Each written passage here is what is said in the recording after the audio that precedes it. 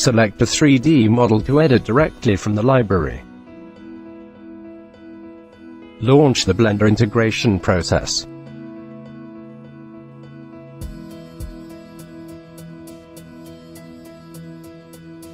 Modify the 3D model.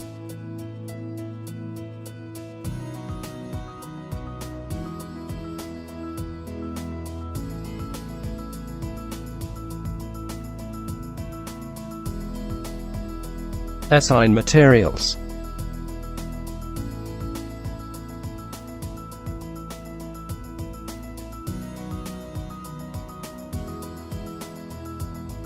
Save and close Blender.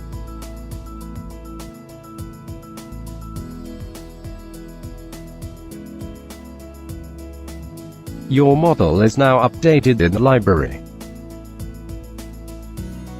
and in your BIM project too.